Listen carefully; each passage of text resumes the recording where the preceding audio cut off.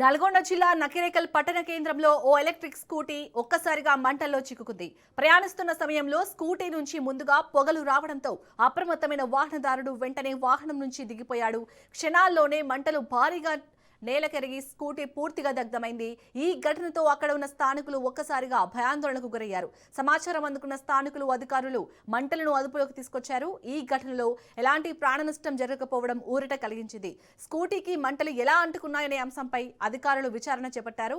Electric వాహనాల భద్రతపై మరోసారి చర్చకు దారితీసిన ఈ ఘటన స్థానికంగా కలకలం రేపింది. పొగ బండి ఆగిపోయింది. రాగానే ఆగితే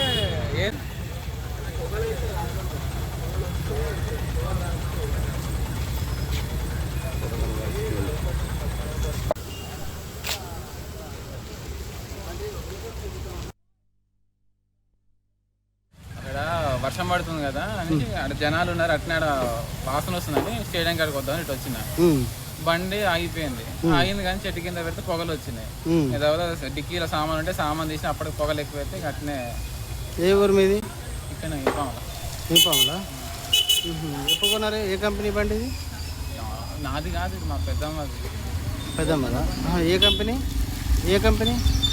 తెలీదు అన్న, లోకల్ నార్మల్గా. ఓకే. ఇంతకుముందు ఎప్పుడైనా అయింది? ఏం కదా ఎప్పుడైనా అయింది ఇంతకుముందు ఇది?